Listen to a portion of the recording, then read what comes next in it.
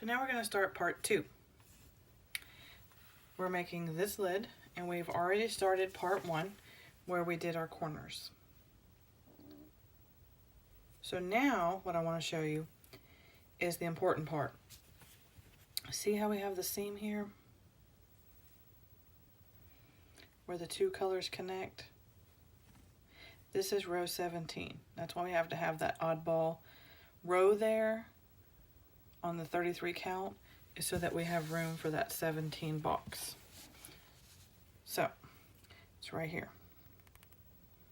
See it? It's right there. We drew the little black lines. So that's where we're going to start. So what you're going to do is we're going to do opposite colors. And so we're going to go in through that box first, which actually I should have went through this way. That would have been better. I'm going to go through my back here. Then I'm going to pull a little bit more, and then I'm going to pinch it tight till I get at least my first stitch or two. So we're going to start in the box right there. And then we're going to go back diagonal this way. And go in this way.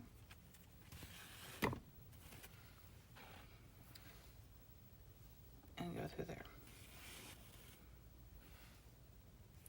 And you can hold it whichever way you're comfortable. You can turn it this way if it makes it easier for you, and it's going to get hung sometimes. That's okay. That's part of it. And you really don't have a count on this because you've done all the work in the first video. So you've already done all the work. So this is pretty much just a simple process. Quick and easy. And for beginners, this makes this part the easiest part.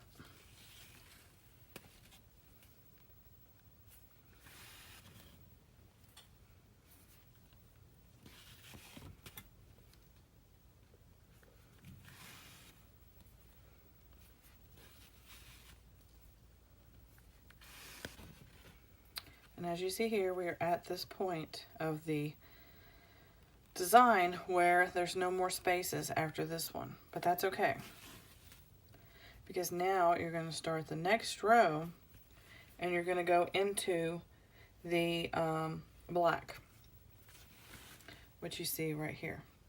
See that? So you're going to go into the first black hole there.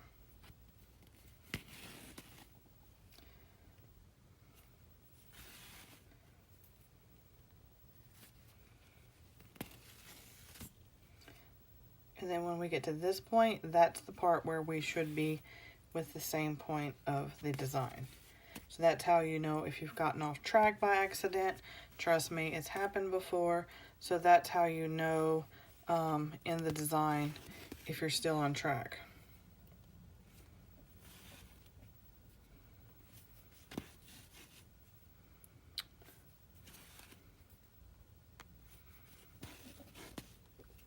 So as you see here, my point right here, the tip of the corner, and there's the tip of that corner.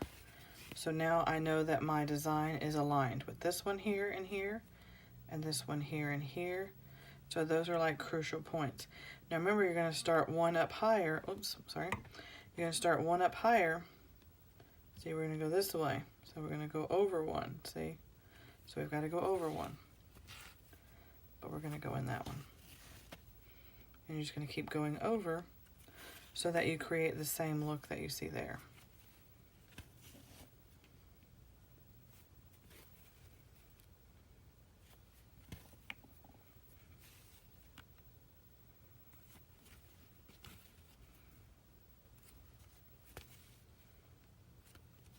And now we're getting up to that crucial moment where you want to know that your design is equal. So we've got one more stitch here. So those matched up, and then we're going to go into our last hole, number 17, and go all the way down. But now I've run out of string. So the best thing to do is go back through where we came. It's okay. It's going to happen. You're going to run out of string. I did this on purpose, and then I'm just going to pull it through. Okay? So we're just going to snip that off. We're going to get a piece of our orange string.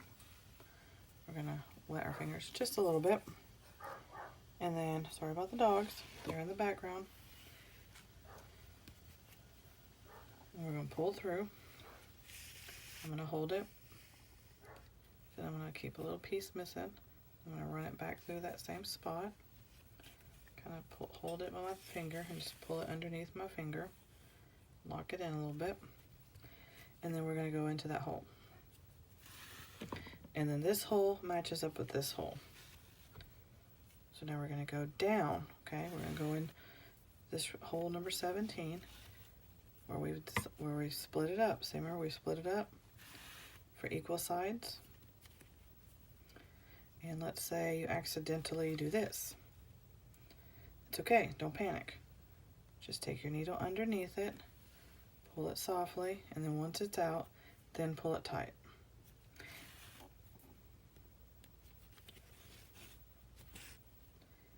And your string gets short, so you just pull the needle a little bit, say like this, and you get a little extra dingle dangle there at the bottom. And then you keep going.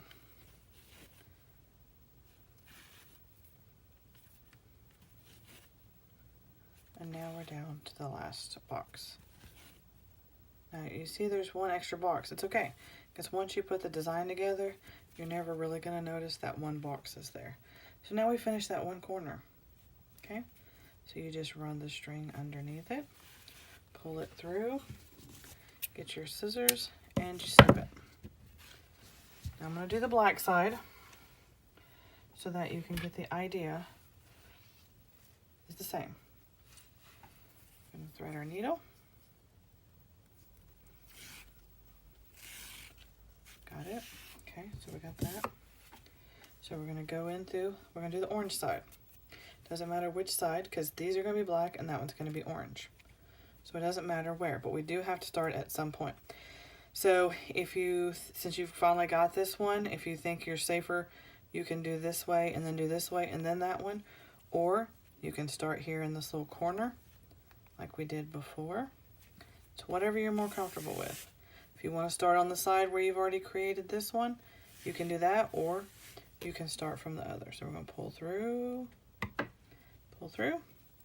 Then I'm going all the way to where my little black line is right there. So if I'm going to start on the inside, so I'm going to start on number 16. See?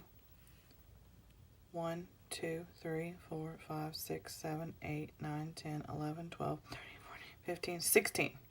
Okay? But I'm going to go diagonally into 17. So you can do it that way as well. So you can always count if you want to make sure that you're going into the right hole. So we just counted that I went into 16, and then I'm going to go into 17 diagonal.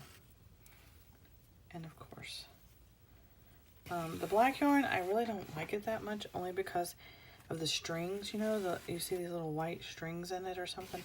I guess it's because of what they use to make the black yarn. So it just kind of looks more fuzzy, or maybe because it's black, it's more noticeable. But I wanted to use very dark color on this one so that you can see, because this one you can see the detail work, so I wanted to do one like this. And two, it's getting close to Halloween, so, you know, pumpkin looking. So, you know, you can make the sides a pumpkin using the black and orange, and this could be your lid if you want to do Halloween, or if you want to do Thanksgiving or fall. So now we're at that point where we've evened out again.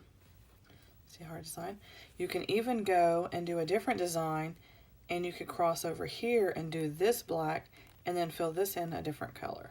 Or you can do this one color, you can do this one color, and then you can do this one color. So what I'm saying is like, you could do this section like one color, and then like this section one color. So you'd have two colors here, like blue and white, and this could be red, and this one could be red if you wanted to do patriotic. Or you can do all different colors if you want to do rainbow.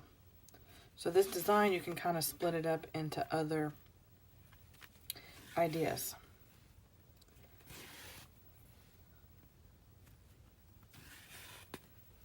And then what I want to show you lastly, because I'm not going to complete this on camera. If you need me to, just let me know and I'll make another tutorial. But this is pretty simple part of the process. But what I want you to do So once you decide what color you want this to be, see how that's blue? I usually put the darker colors here because when you pull the tissues through and stuff over time, you know, I just use the darker colors. I don't know why.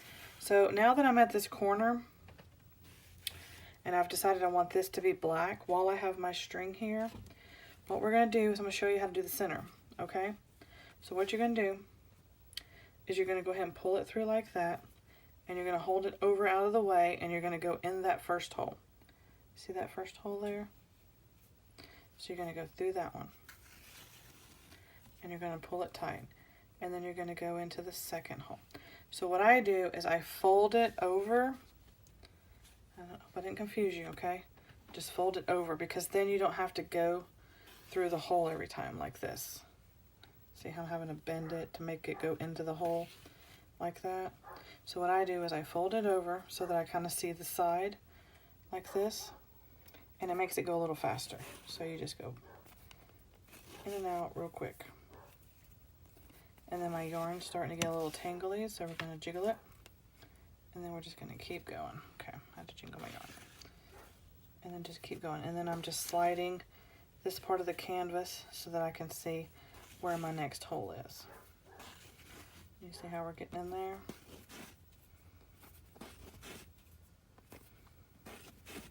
Canvas is pretty flexible.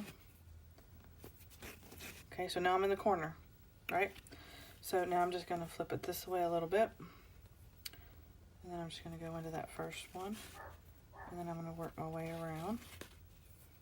Just like that. Now, if you want to do it like this, you can. You can also do this. If you just want this to be black and you want this to be orange, then you can do that. You can come out, you can stitch up underneath here, come out through that hole, and then just stitch this corner. Then when you're done, see how we're done? See how that one's done? Then you can just go back through your material like that and cut. And then you can have, each corner can also be a different color, but we're going to stick with the black. So I'm going to shake my yarn. I'm just going to flip that over into my hand. See, over here, out of the way in my hand. And then I'm just going to continue with this corner. Okay.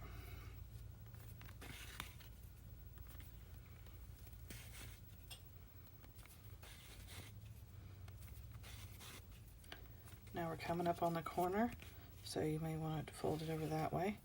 Now we're in the corner again. And we're going to work our way this way. So I just kind of bend the plastic canvas in my hand as we go around the paper. Like I said, if you want to switch up colors, right here where the black line is, that's where you'll end it, but that's also where you'll begin the new color. You'll go through this hole and begin the new color. So you'll actually have 2 stitches in that one box. And then of course you see how I'm folding it over. So instead of going like this and stitching, you know, you can just flip it over to your thumb area and then hold it like that and then stitch this way.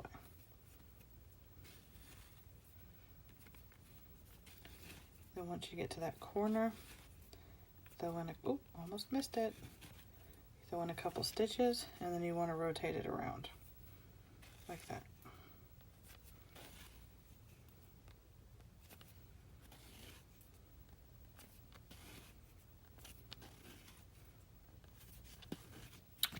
Then we're almost back to the corner that we began. As you can see here, we are done. Done, done, done. I always go back through it one more time, just one of the squares, and just double loop it. And then I will stick it through here, and then I will double loop it back.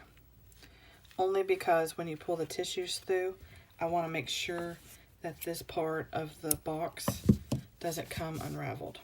So now you kind of get the point. So like I said, you could do one color here, and a color here. Or you could do these parts, one color, and these different color. Or you can do the whole thing, a whole different color, and just have these 4 a different color. So this lid's really fun. I love this lid because you can do all kinds of stuff with it. So thanks for watching. I hope that this part 2 of the video helped you complete your lid. And I look forward to seeing what you created. If you make tutorials or you've created something and you want to show it off on camera, comment below and say, hey, look at my video, and I'll go check it out. I love reading comments. I love your advice. I love your tips and suggestions, like wiggling the string. That was a comment someone had told me, because I don't do that. It's something I just do naturally. And I also cut shorter strings, so a lot of times I don't really remember to do that part when we're making stuff with the yarn. So I appreciate it. I hope that you learned a lot and it gave you other ideas to make something. And if you will please comment, like, subscribe, and hit that notification bell, you'll know when I put out a new video. I'm putting out 2 today, part 1 and part 2 of this lid. I'm putting them both out today, so you don't have to wait to complete your lid. I'm going to go ahead and post them both today. And thanks for watching, and thanks for your patience. I'm sorry about the background noise. I'm trying to keep things as quiet as possible, but I do have dogs and ferrets and kids, so I do appreciate your patience, and I look forward to our next videos. You have a wonderfully blessed day, and thank you for watching. Thank you for being loyal. That means a lot to me, and I do appreciate that. It inspires me to want to make more videos and try to create more ideas.